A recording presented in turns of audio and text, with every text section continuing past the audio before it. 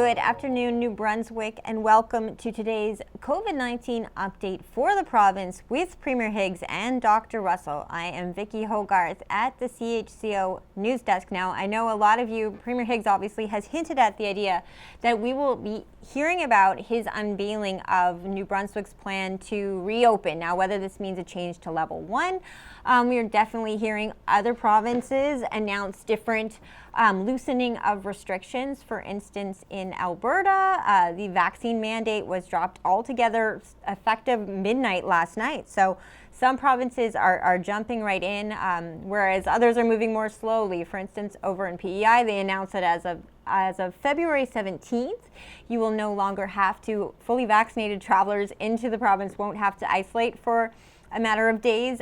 Even though they were fully vaccinated, there was still a isolation requirement just to keep the island safe. So they're doing away with that, provided you have a negative test as of February 17th. So whether New Brunswick leans more towards Alberta or PEI, we will find out likely once this conference starts today.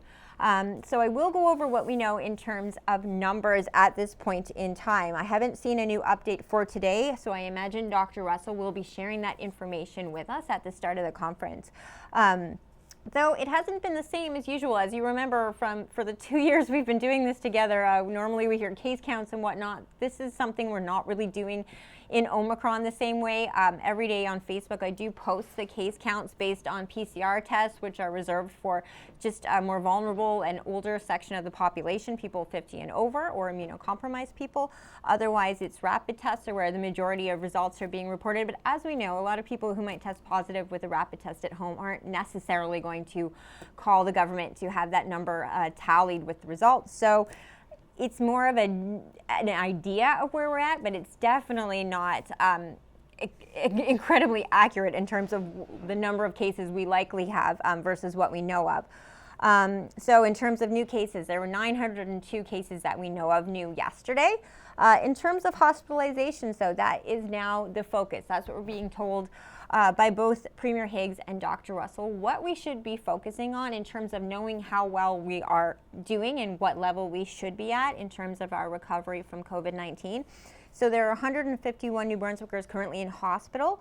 But let's look at those numbers a little bit more closely. 81 people we know were admitted to the hospital for other reasons, and it turns out they were tested positive for COVID-19, either from contracting it in the hospital or from testing positive on arrival. Everyone is tested who's being admitted into the hospital.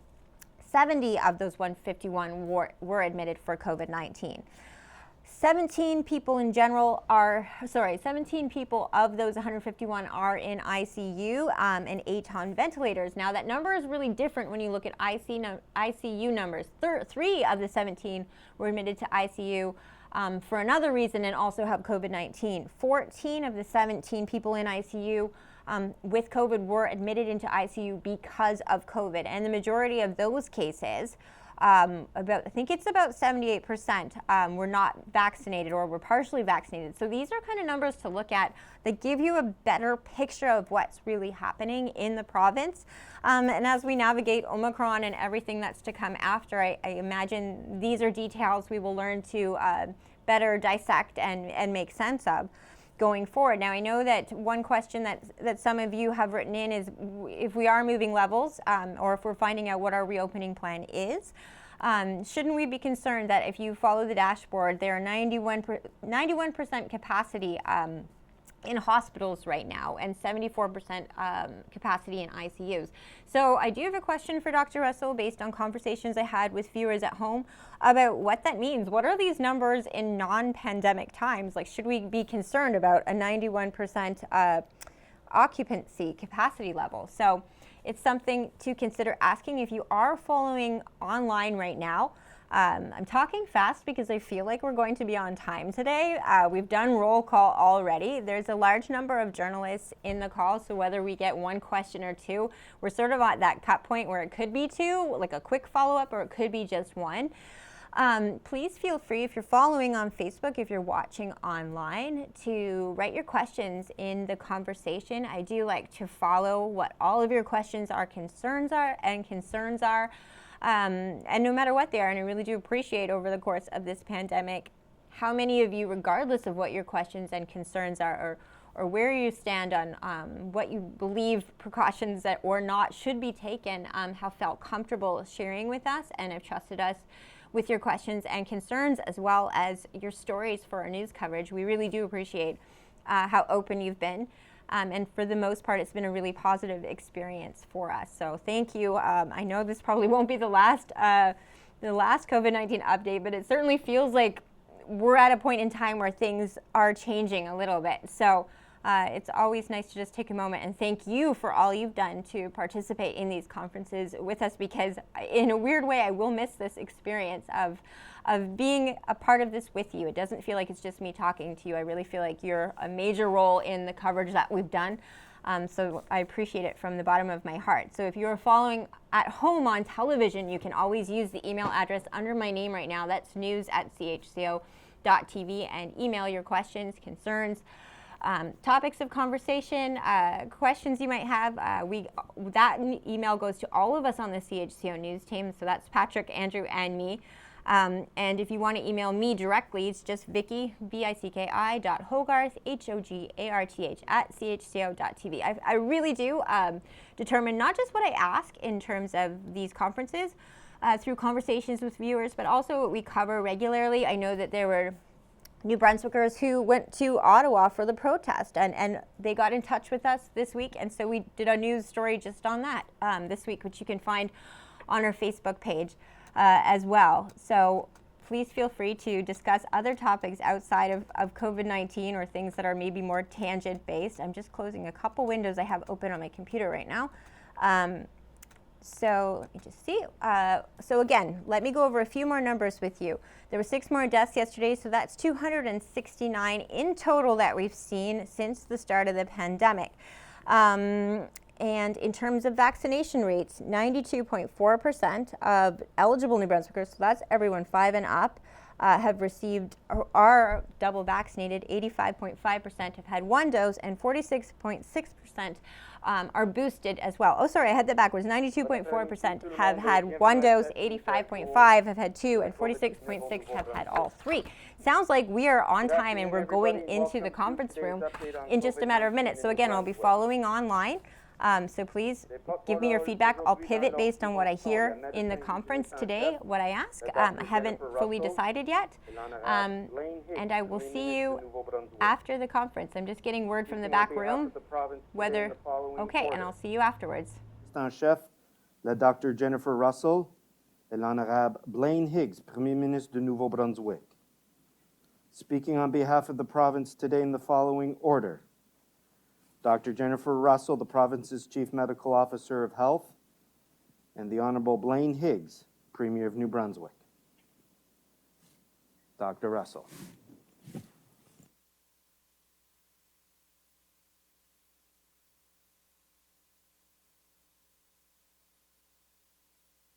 Rappeler à quiconque vivant au Nouveau-Brunswick que nous sommes en plein cœur de l'hiver.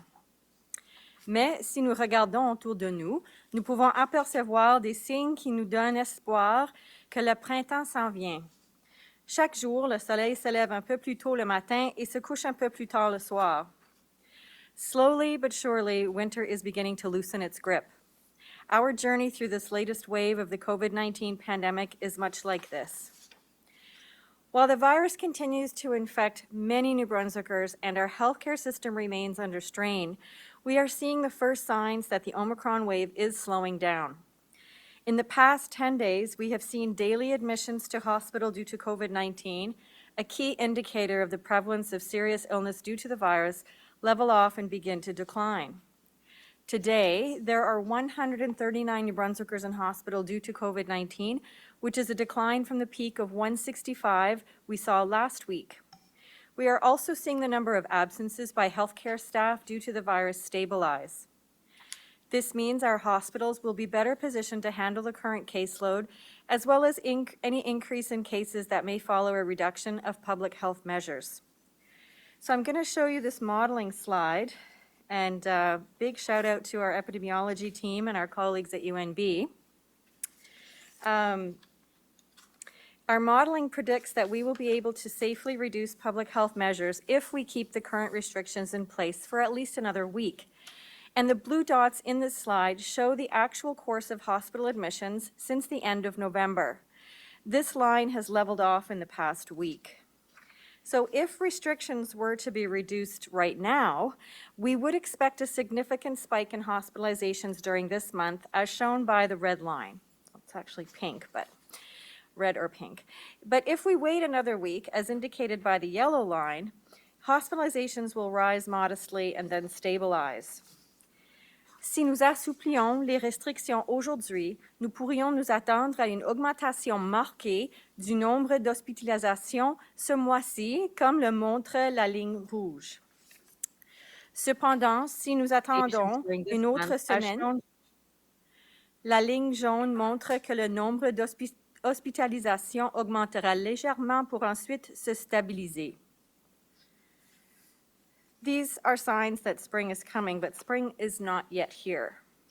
We must all remain vigilant to protect ourselves, our families, and our communities, our hospitals, the hospital capacity, and healthcare workers. But it appears that we are heading in the right direction. Public Health asked for the restrictions to ensure our healthcare system does not crash. And because you all followed these measures, including getting vaccinated and boosted, these actions have been effective, helping us to manage this Omicron wave. Premier Higgs will have more to say on this in a few minutes. Entre-temps, je vous encourage à faire ce que vous faites depuis le début. Portez un masque bien ajusté et maintenez une distance d'au moins 2 mètres les uns des autres en public. Évitez les lieux bondés et mal ventilés car ils offrent au virus des conditions idéales pour se propager. Stay home when you don't feel well, and above all else, get vaccinated and boosted. Vaccination has been proven our most effective tool in managing this wave, and it really does matter. Every single dose matters. I want everyone to have the best possible chance of avoiding serious illness, hospitalization, ICU admission, and death due to COVID-19. That's why I continue to urge everyone who is eligible to get their booster shot as soon as possible. To date, 46.8% of eligible New Brunswickers have received two doses plus a booster shot. For those who are over 50, who are at the highest risk of severe illness, hospitalization, and ending up in the ICU, nearly 72% have received a booster. This is very encouraging, but we do need more of you to roll up your sleeves. Il se peut que certains ayant reçu leurs 2 premières doses du vaccin communauté de Pfizer-BioNTech attendent d'avoir accès à cette marque de vaccin pour leur 3e dose. Si c'est le cas, il n'est plus nécessaire d'attendre. À compter d'aujourd'hui, tous les citoyens du Nouveau-Brunswick âgés de 30 ans et plus peuvent recevoir le vaccin communauté de Pfizer-BioNTech ou le vaccin Spikevax de Moderna comme dose de rappel. For some of you received the Pfizer-BioNTech community vaccine for your first 2 doses, and you may be waiting until that vaccine brand is available for your 3rd dose. If that is the case, you don't have to wait any longer. Beginning today, all New Brunswickers 30 and over can receive either Pfizer-BioNTech or Moderna vaccine for their booster shot. While these 2 vaccines are made with similar processes and are equally effective against COVID-19, we had to temporarily limit the use of the Pfizer vaccine to those under the age of 30, as there were supply issues at the federal level. There have been a slight risk of complications seen among young people taking Moderna vaccine, so the recommendation was for younger folks to get the Pfizer as their 2nd dose or booster. But while the risk is small, we followed a federal recommendation to reserve available Pfizer vaccine for those aged 12 to 29. Issues with supply of the Pfizer vaccine for Canada have now been resolved, and we will have enough vaccines to meet the demand for booster shots. If you have already booked a booster appointment with the Moderna vaccine, I ask that you keep your appointment. And this will ensure that everyone who needs a booster shot will get one in a timely way without wasting any vaccine doses. Nous offrons également un accès plus rapide aux doses de rappel pour les adolescents. Les personnes dont le système immunitaire est affaibli en raison d'un problème de santé ou d'un traitement comme la chimiothérapie sont extrêmement vulnérables à la COVID-19. Il est donc d'une importance primordiale qu'elles soient bien protégées contre le virus. We are also providing more timely access to booster shots for teenagers. Those whose immune system has been compromised due to a medical condition or treatment, such as chemotherapy, are highly vulnerable to COVID-19, and it's vital that they are properly protected against the virus. Healthy people aged 12 to 17 with informed consent will also be able to receive a Pfizer-BioNTech booster dose, but they must wait 5 months after receiving their second dose. As the COVID-19 virus evolves, our strategies to slow its spread must evolve with it. We are changing our requirements for isolation and testing to meet the changing outlook for the pandemic. Currently, public health recommends anyone who exhibits any of the 11 common symptoms of COVID-19 should isolate and seek testing. Going forward, we are focusing on specific symptoms that will trigger isolation. If you have any one of these 3 symptoms, fever, loss of sense of taste, or loss of sense of smell, isolate yourself and arrange to be tested for COVID-19. If you are experiencing other symptoms, such as cough, sore throat, runny nose, or diarrhea, you should isolate and seek testing only when 2 or more of these symptoms are present. If you have only one of these symptoms, please self-monitor and seek testing if other symptoms emerge, even if they seem quite mild. You can also still get a test if you have concerns you may have been in contact with someone with COVID symptoms and only have one of these symptoms. The exception to this rule is when another person in your household has already tested positive for COVID-19, and in that instance, seek testing if any one of the common symptoms emerge, even if it seems mild. We know that the Omicron variant can spread very quickly within households. And while the earliest signs of COVID-19 will vary according to the person's age and the variant of the virus, standalone symptoms such as elevated body temperature and loss of taste and smell are specific early indicators of COVID-19. And this approach will help us more accurately pinpoint new cases, as well as preventing unnecessary absences from school and work. And this was a lot of information, so if you need to review that, please check out our website, and all of those details will be there. Nous sommes tous sans exception tannés et épuisés de la COVID-19. Nous voulons tous voir arriver la fin de cette pandémie et revenir à notre vie normale. C'est ce que je souhaite moi aussi. But the virus doesn't have these feelings or any feelings at all, and it doesn't know or care if you are done with the pandemic. This is a journey we are on together. And through our actions, we can influence its course, but ultimately it is the COVID-19 virus that will determine our route. We have come so far together, but there is still more road to travel. Please remain patient and supportive. And in fact, next week in Fredericton is Kindness Week. Please get vaccinated because we need everyone to be as healthy and safe as possible.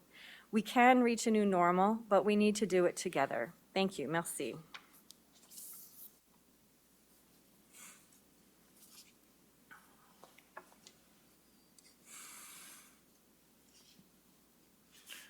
Good afternoon. Bonjour. Since our first case of COVID-19 was detected in New Brunswick in March 2020, we've been making our decisions based on new information and a better understanding of how our ability to manage the spread of COVID-19 virus and its different variants. Notre objectif a toujours été de mettre les bonnes mesures en place en bon moment pour protéger les gens de New Brunswick.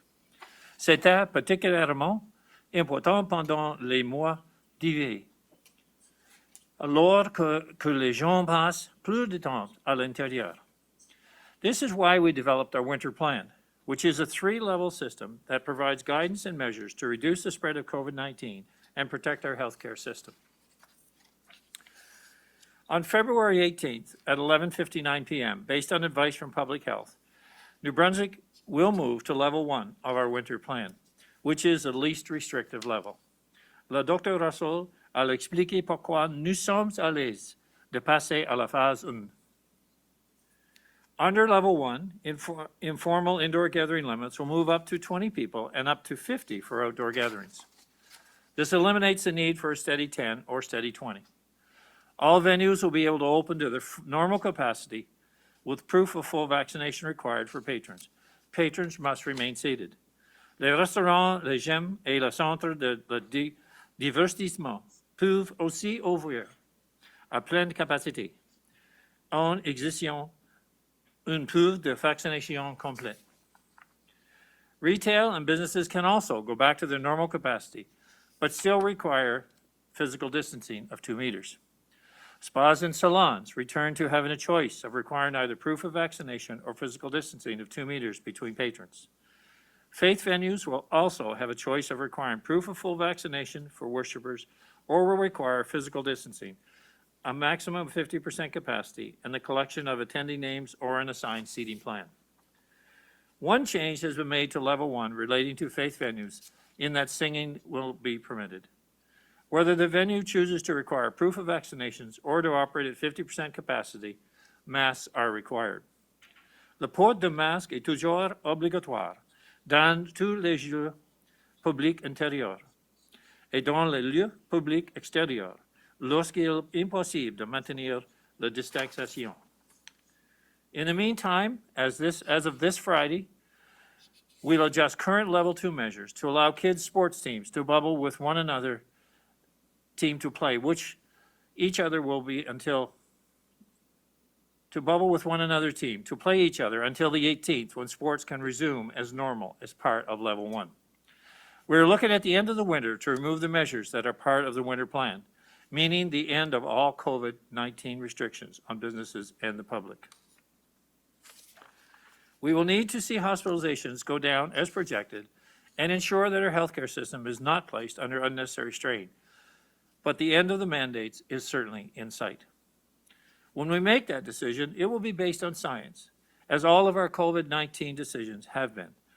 I am hopeful we'll see the end of the emergency order and further restrictions and mandates by the end of March. Nous avons travaillé très fort pour nous rendre jusqu'ici, et nous sommes à l'aise de passer au majeur de la phase 1. Un des facteurs clés est notre taux de vaccination qui continue toujours d'augmenter. Over the past several months, we have seen the number of New Brunswickers getting vaccinated continue to grow, with 92.4% of all New Brunswickers over 5 having received at least 1 dose. That high rate of vaccination has made a difference in the severity of the disease. Booster rates, particularly in the most risk group, those over 50 years of age, are at more than 70%. With more New Brunswickers protected, we are more confident that fewer of them who do contact COVID-19 will require hospitalization, and that will cause less of a strain on our healthcare system. Nous savons que le nombre de la cas et la hospitalisation continuera d'être élevé en comparaison au premier jour de la pandémie. Et malheureusement, nous savons qu'il y aura d'autres décès en raison du virus. However, we are seeing our hospital admissions stabilize, and we are seeing fewer healthcare workers off work because of COVID-19 infections. This means that we are also seeing the start of decreasing pressures on our healthcare system as a result. In recent weeks, we have seen an increase in the number of deaths related to COVID-19. And I've asked the same question as many of you: why? In hospitals around the province, the Department of Health has examined 49 deaths in our province between December 1st, 2021 and January 20, 2022. These were individuals who either entered the hospital with COVID-19 or tested positive after admission. Tout ne sommes pas surpris parce que nous avons appris. Il y a une série de facteurs qui ont joué un rôle dans les décès de ces personnes, comme leur âge, une maladie sous-jacente ou la présence de directives découlant d'un testament de vie. More specifically, of those 49 cases, 71% were over the age of 70. And of these individuals, 71% had only partial or no vaccine protection against COVID-19. For individuals with partial or no protection, approximately 73% had directives in place indicating their preference not to be resuscitated in certain circumstances.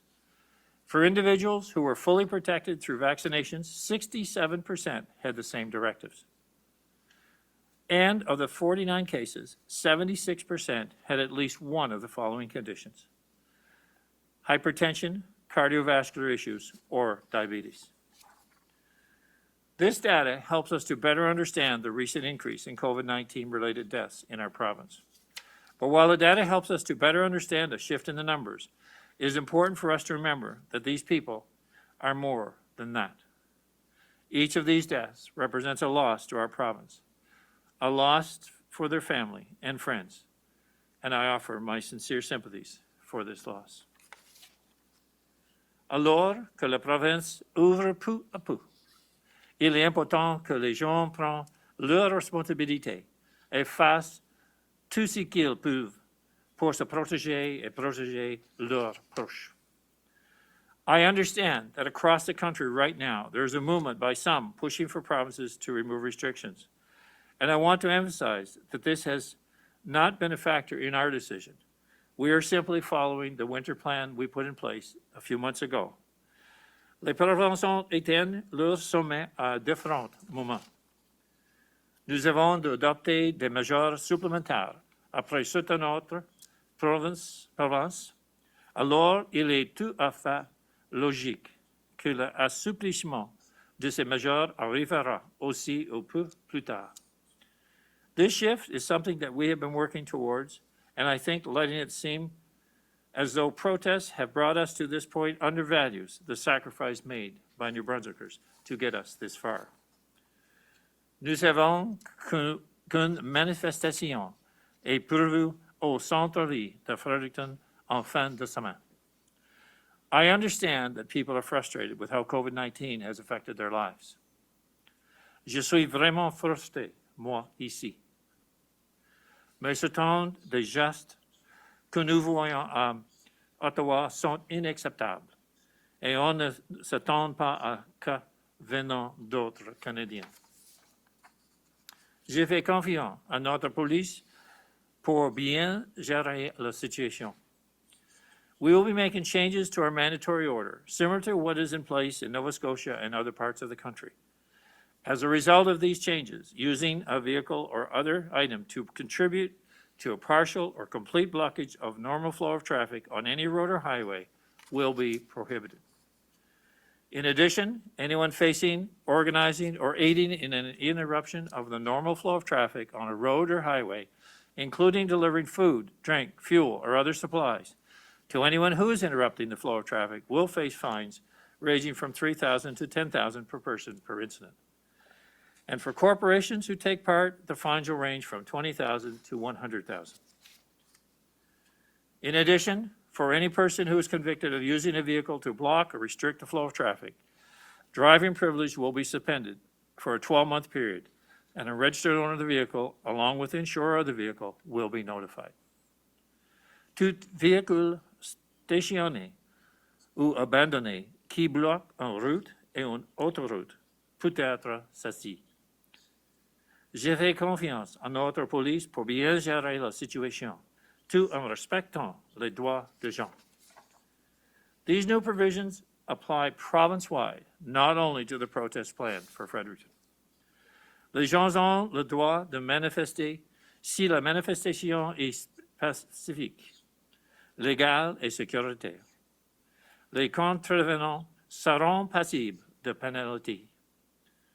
Nous devrons trouver un juste équilibre pour nos mesures sanitaires et les réduire quand c'est sécuritaire de le faire. Et comme vous l'avez entendu aujourd'hui, nous allons dans cette direction. Right now, across the country, it is unfortunate to the trend of vaccination rates that have dropping off, and we're concerned about that as measures are lifted. Je pense qu'il faut vraiment qu'il existe, même si nous passons à une phase qui ressemble plus à la vie normale. Ça ne veut pas dire que la pandémie est finie. I wish I could say that it is, but New Brunswickers need to remember that COVID-19 is still around us. and that continuing to increase the number of individuals who are fully vaccinated will continue to be vital for our ability to keep things open. The steps we've taken over the past few months have helped to place us in a position to find the balance, a balance where New Brunswickers are as safe as possible and where our healthcare system and economy can be protected. Je sais que la grande majorité d'entre vous a suivi les directives de la santé publique tout au long de la pandémie. Vous avez collaboré. Et c'est grâce à vous si nous nous trouvons dans notre position actuelle.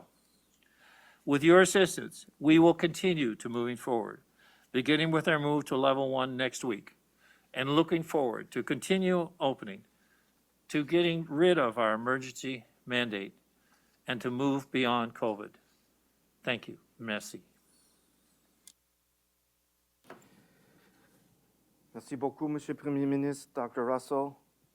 Thank you, Premier. Thank you, Dr. Russell. We'll now proceed with questions from members of the media. Each reporter will have one question and a quick follow-up. You have the right to pose your questions in the official language of your choice. Nous allons maintenant procéder aux questions des journalistes.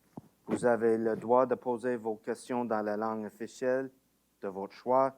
Chaque journaliste aura une question et un suivi très rapide. Laura Brown, CTV.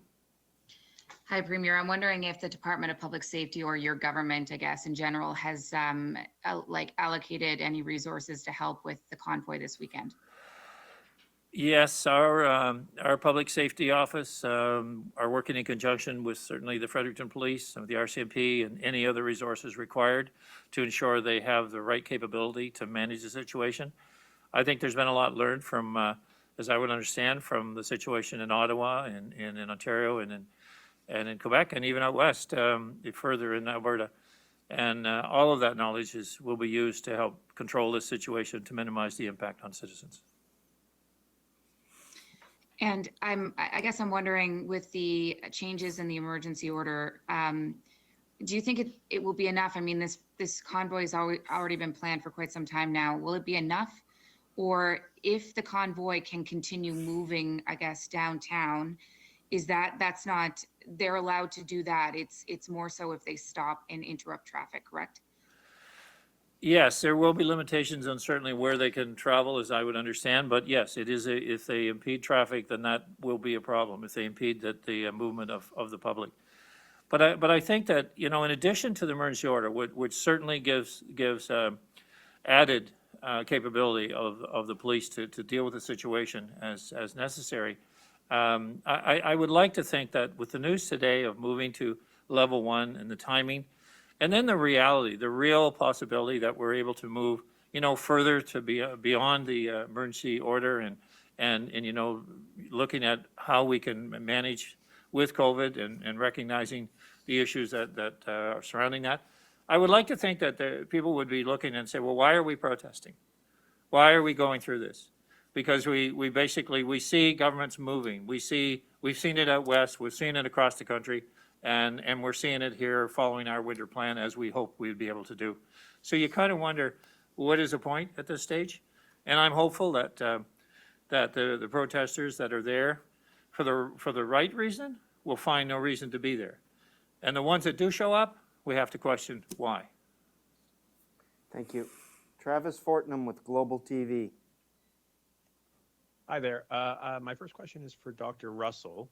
We heard Premier Higgs say that some of these protests seem to be undermining public health measures and the work that people like you have been doing for the past 2 years. Wondering how you feel seeing these protests and these convoys, which seem to go against what you've been working on.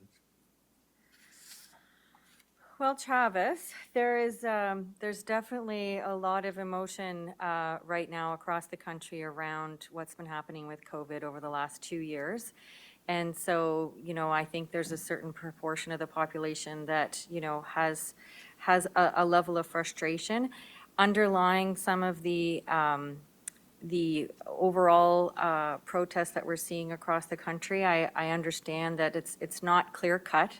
So I think that the measures that are being taken here in New Brunswick to avoid what the situation was like in Ottawa, I think are solid at this time. And so I think, again, I think there's a time and a place for peaceful demonstration, and what peaceful demonstration looks and sounds and feels like is definitely very different from what we saw in Ottawa. Mr. Fortnum, do you have a follow-up? Yep, super quick follow-up. Mostly semantics, Dr. Russell. Is it fair to say the peak of the Omicron wave is behind us, or is the worst behind us? So New Brunswickers have stepped up in such an enormous way during the level 3 restrictions and now in level 2. It's incredible what has been done by New Brunswickers. What has happened is that we have been allowed, with that time and with everybody following that advice, to vaccinate more people, to get people boosted, and I just really want to celebrate that success because it is really incredible. So we went from having 30% roughly of 50 plus people boosted to 69%. I mean, that is over double in terms of the protection that we needed to offer the population to really keep going through this wave, because we're not through the wave. We've hit a peak that's lower than we would have otherwise. And so now this second bump that we're going to see as a result of delaying and decreasing that peak, we have more people protected now. We also have, been working really closely with the healthcare system and the regional health authorities. We've got some volunteers that have been able to step up and help. We're utilizing those resources.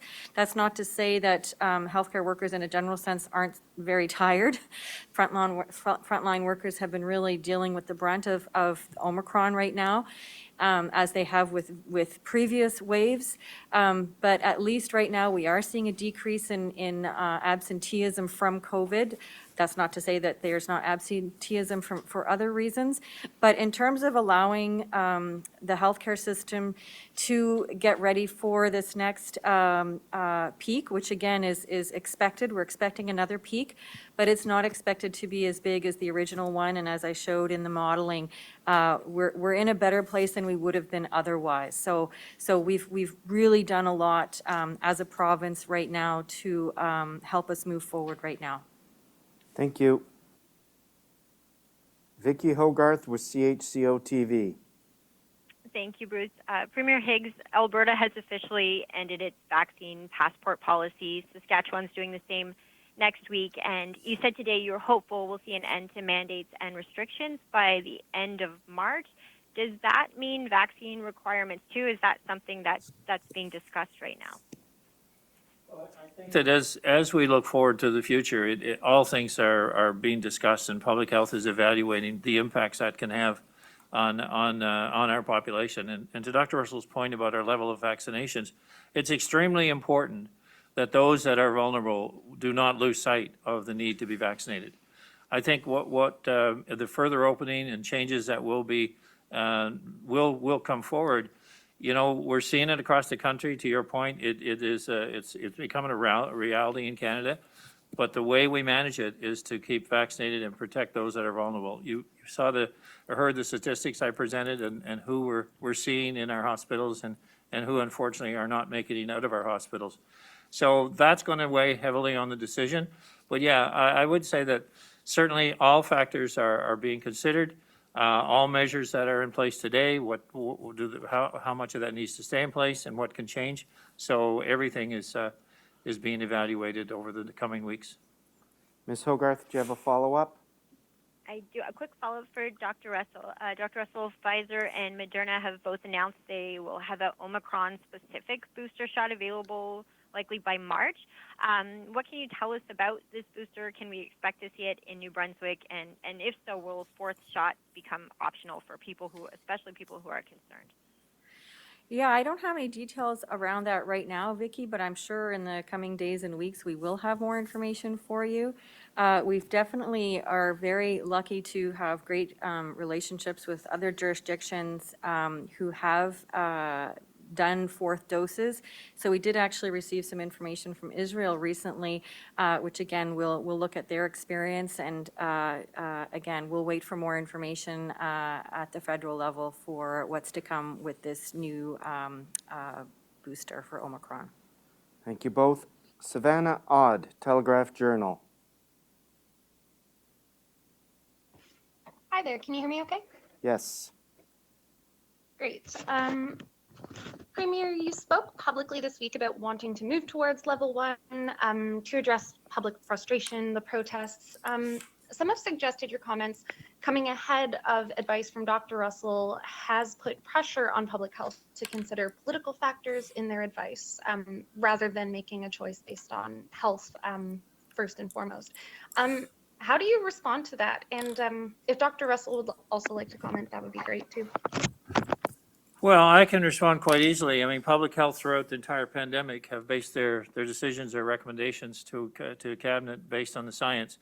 And the rationale behind my optimistic viewpoint is that I was trying to discourage those people that are fully vaccinated, that hope is on the way. You know, we see it across the country. We see the changes that are being made prior to this announcement today even. And we see the hospitalizations, which we said, if we can manage hospitals, we would see our winter plan was level 3, coming back from level 3, 2, into 1. So in seeing our hospitals stabilize and seeing our healthcare workers come back to work, which has been common knowledge over the last couple of weeks particularly, it was kind of a necessary or an obvious projection to say, looks like everything is leaning in the right direction according to our winter plan. So if I can discourage 100 people from showing up who are likely vaccinated but wanted to protest for a reason that they're tired of COVID and the restrictions that went with it, I want them to say, I don't need to really go because we're moving anyway. Governments are moving. The life is going to be better. So that's the rationale behind it. And I also appreciate the rationale behind the opposition trying to make an issue out of it. I mean, that's their role in life. So, but in this case, it's can we cause people to think twice before they start blocking roads on a cause that we all want the same thing, and we're heading in that direction in any case. Yeah, and I can just add with respect to the work that's been done in public health along with our New Brunswick Health Emergency Operations team and COVID response team and our epidemiology team and our medical officers. We have been really fortunate, again, to have such great working relationships within our system to be able to monitor the situation so closely. So for us to be able to have the data points to do the modeling is really key to what we can project. Now, again, the projections and modeling aren't 100% perfect, so there's some caveats there. But it certainly does help us understand the balance between what restrictions can provide to us, what levels of vaccinations and boosters can provide to us in terms of protecting the population, and how that translates into our recommendations to government. And at the end of the day, the conversations that take place in cabinet are, again, around all of those key pieces of information. And from whatever time that we make a decision or a recommendation and moving forward from that time, again, we're constantly reassessing all of that information on a daily basis, multiple times a day. And certainly we try to keep the Minister of Health informed as regularly as possible, and we try to keep the Premier informed as regularly as possible. Thank you. Ms. Odd, do you have a quick follow-up? I do, thanks, Bruce. You said the target to remove all of the COVID measures is March end. I'm wondering what triggers or criteria you have in mind to be met before actually moving ahead with that.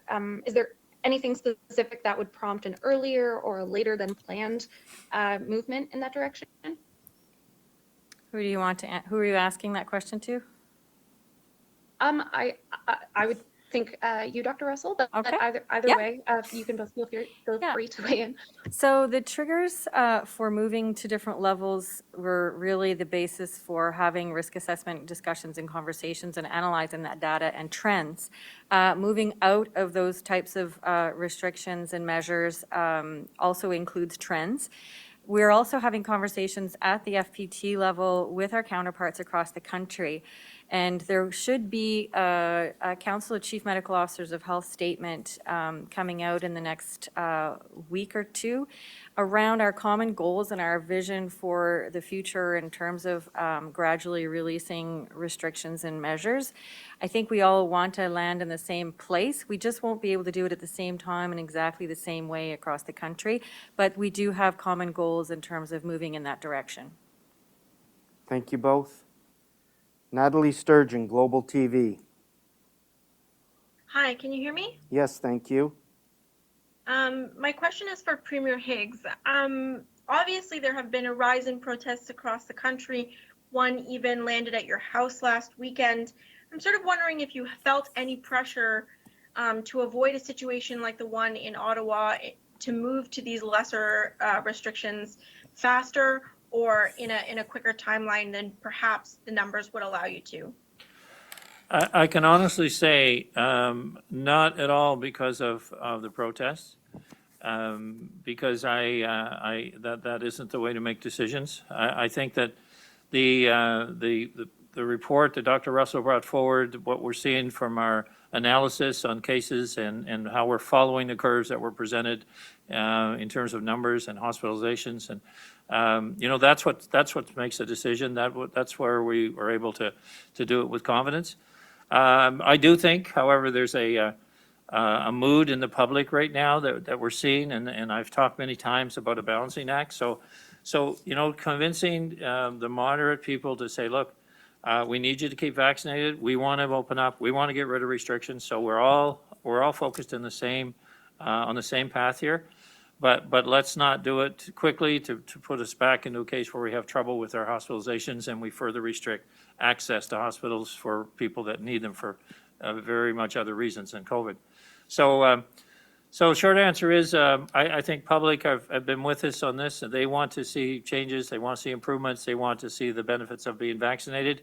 And I think that's what we're trying to accomplish here based on the science. And unfortunately, it's moving us in the right direction for people to feel good about.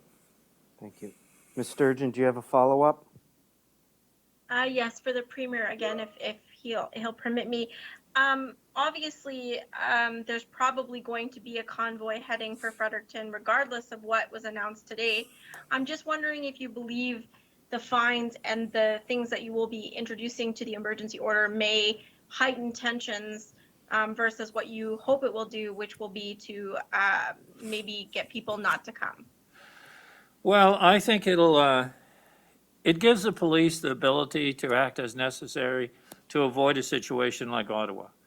I think we've seen that over this past weekend in Toronto and in Quebec, they certainly managed the protests. They contained it, and they were able to move as necessary, trucks or individuals or cars that were blocking routes so public could not access the areas they were trying to. So they managed it in a way that we're hoping, and we anticipate the same thing that can happen here, is that we will keep movement open.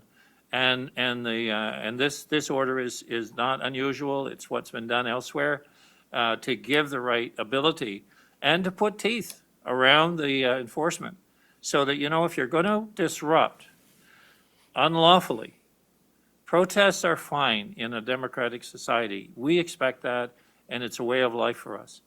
But unlawful actions are not fine, and so we have to address that, and that's the element that we're addressing. Because as I said before, I think there's a lot of people, and I've referenced a few times the numbers that were here a few weeks ago in downtown Fredericton. I don't believe for a moment that they were all unvaccinated. But I do believe that many of them, or all of them, were tired of COVID, and they want to see a movement in a direction that they recognize that we're vaccinated. Let's get on with it. So we're just giving the police the opportunity to protect the downtown and protect individuals who have a right to move around their province and not be restricted or move around their city. And it does apply to any other activity in our province that would require that same enforcement. Thank you. Thank you both. Justin Dupuis avec l'Acadie Nouvelle. Oui, merci. Ma question est pour Monsieur le Premier ministre ou Madame Dr. Russell, vous avez mentionné qu'on vise une levée des mesures sanitaires, toutes les mesures sanitaires dès le mois de mars. Je me demandais si vous pensez que c'est prudent de tout supprimer, les mesures obligatoires comme le masque, sachant qu'à peu près tous les spécialistes s'entendent pour dire qu'il va y avoir d'autres variants, qu'il y aura d'autres vagues de COVID à l'avenir. C'est la question pour moi, Justin? Vous ou Monsieur le Premier ministre,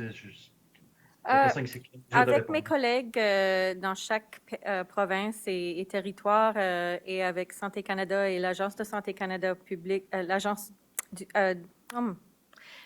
de santé publique du Canada, on continue d'avoir des discussions chaque semaine avec des nouvelles informations, des nouvelles recherches toujours. Alors, c'est pas quelque chose qui est fini. C'est pas possible de dire que c'est fini, mais c'est d'être toujours préparé pour les prochains changements dans la pandémie. Alors, au fur et à mesure qu'on a plus d'informations, des nouvelles faits, des nouvelles données, on va continuellement faire des analyses au sujet de quelle direction et politique on devrait recommander basée sur les faits. Monsieur Dupuis, as-tu un suivi? Oui, je voulais juste savoir, est-ce que c'est juste de dire que les personnes au Nouveau-Brunswick qui n'étaient pas vaccinées, qui ont été infectées par la COVID-19 ont aujourd'hui une certaine protection contre le virus? Puis si oui, est-ce que c'est rassurant dans la mesure qu'on peut penser qu'on commence à avoir suffisamment de Néo-Brunswickois non vaccinés qui sont protégés contre la COVID-19? Alors, on ne peut pas dire absolument que les gens qui ont été infectés par le COVID-19 sont protégés complètement contre d'autres variants et d'autres infections. Alors, ça veut dire que chaque personne qui a déjà eu le COVID-19, il devrait encore se faire vacciner. Alors, la protection avec seulement une infection, c'est pas tout à fait complet. Alors, pour avoir la protection maximale, il faut se faire vacciner. Merci. Merci. Bobby Jean McKinnon, CBC. Yes, can you hear me okay? Yes, thank you. Thank you. Dr. Russell, you said on January 27th you expected hospitalizations would peak at about 150 by mid-February. It's only February 9th and they've climbed as high as 165. And you've also said that the key metric is the 7-day new admissions, but that number isn't provided on the dashboard. You haven't said whether you consider hospitalizations for and with COVID, and you haven't said what the red flag number is. Why isn't this information being released, and how can the public feel assured that the situation is under control? Well, I understand that right now our 7-day average for daily hospital admissions has been dropping. So that fact is clear to us. And again, I wasn't aware that that's not on the dashboard. But in terms of the trends, that's what we're looking at right now. And certainly with the information that we showed today around the modeling, compared to the modeling that was shown when we went to level 3 and then when we went back to level 2, the trends are in keeping with those models around decreasing our contacts by between 20 and 30%. So that was successful in terms of decreasing the peak that was originally forecast. So that information has held true, and moving forward right now with our modelization, our modeling, the projections are showing that loosening of restrictions will see another bump in hospitalizations, but it won't.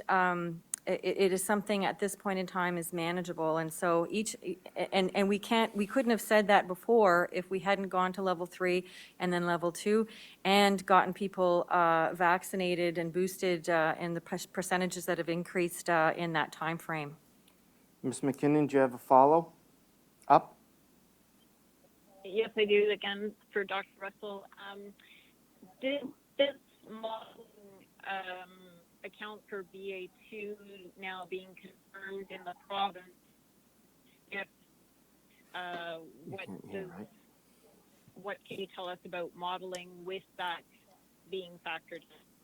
Ms. McKinnon, we could barely hear you. Could you approach your microphone? Sorry, we couldn't hear sorry you. about that. Did this modeling include account for the fact that BA2 is now confirmed in the province? And if not, what can you tell us about how that affects the modeling going forward? So at this point in time, the information in the modeling is reflective of how many people would have had COVID, how many people are susceptible, what percentage of the population is vaccinated. There are many factors, and with the Omicron BA2 variant, we know that it's more transmissible. We don't have evidence that it's more severe at this point. So, and we don't have large enough numbers really to quantify that risk right now. But in terms of we do know that the population is more protected than it had been, and we also know that that we'll be continuously looking at our numbers, and any changes in the modeling that we have to make based on increased cases of the subvariant, we will do that. Thank you. That concludes today's COVID-19 update for New Brunswick with Premier Higgs and Dr. Russell. Just for a quick recap of the information shared as well as the numbers that we do have for today now. As of February 18th at 11:59 p.m., the province will be returning to level 1 of the winter plan. So basically what that means, I will post all the information online in terms of what's allowed in level 1. It means capacity levels go back to normal. But there are a whole bunch of different things in terms of like how many close contacts you're allowed to have that I think we always need a refresher on. So I'll post that on Facebook page for those of you looking to be reminded about what that means for just over a week from now. There are 894 new cases today in the province. That was just updated on the dashboard. 6 more deaths as well. In terms of hospitalization numbers, which again is what we are following now to really determine where we are in the pandemic, we have 139 New Brunswickers hospitalized with COVID-19. That's down 12 from yesterday, so that's good news, with 15 in ICU, so down 2 in ICU, and 7 on ventilators, so down from 8 on ventilators as well. Premier Higgs also said today he's hopeful that we will see an easing of pretty much all restrictions by the end of March, which obviously he wanted to clarify doesn't mean he can set a date for sure. It will all depend on hospitalization numbers as we progress through this first phase of going back to less restrictions. So we will see where we are in a few weeks' time based on hospitalizations and what can be made, what changes can be made after that. I did ask him about whether or not New Brunswick would consider following the lead of Alberta and Saskatchewan, who are ending vaccine passports or vaccine requirement policies. Alberta's done it as of today. February will do that Saskatchewan will do that as of February 14th, so Monday. But he said it's not off the table, but it's something he will be discussing and considering in the next few weeks as they make more plans for reopening. I imagine there will be more updates in the near future to further detail whatever this reopening plan will be as we go through February into March. So I will obviously keep you posted on Facebook about that. So thank you for watching with us today. We so appreciate your time. I'm Vicki Hogarth at the CHCO News Desk. I will see you next time. This has been a news and public affairs production of CHCO-TV, New Brunswick's only source for independent community television.